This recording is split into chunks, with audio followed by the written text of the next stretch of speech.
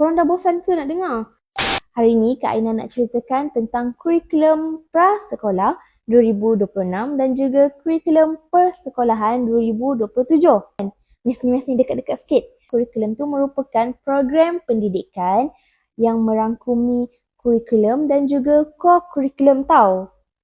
Matlamat untuk kurikulum persekolahan 2027 ni dia nak kita menghormati, dia nak kita mengamalkan kehidupan yang seimbang, menghargai perpaduan yang ada, and then nak menjadi warga negara yang beradab dan juga bertanggungjawab. Kurikulum persekolahan 2027 dia ada tahap pendidikan dia, iaitu prasekolah, ada tahap 1 iaitu darjah 1 dan darjah 2.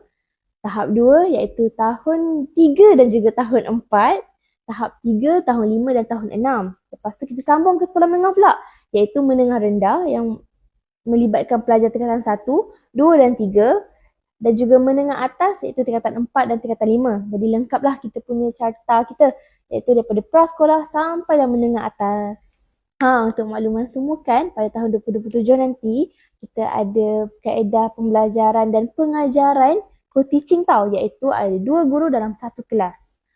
Jangan risau, kat sini cikgu-cikgu akan mengajar dan memantau adik-adik sekalian.